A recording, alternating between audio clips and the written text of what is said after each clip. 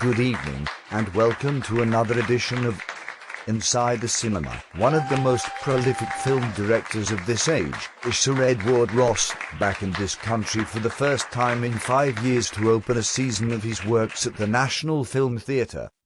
We are very fortunate to have him with us in the studio tonight.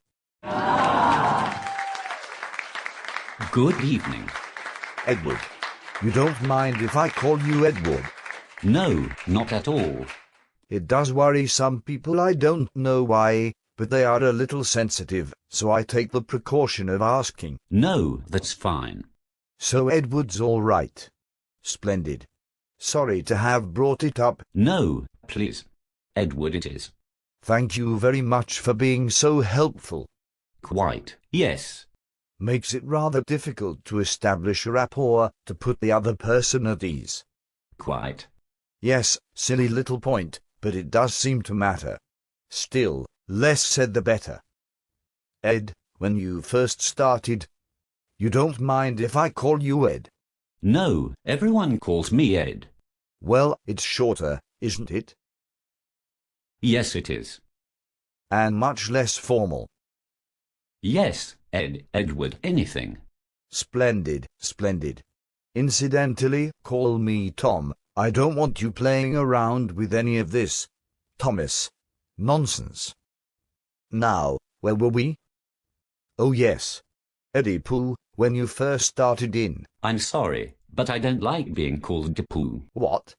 I don't like being called Eddy Poo. Did I call you Eddy Poo? Yes, you did. Now get on with it. I don't think I did call you Eddy Poo. You did call me Eddy Poo. I didn't really call you Eddy Poo, did I, sweetie? Don't call me sweetie. Can I call you Sugar Plum? No. Pussycat? No. Angel Jaws?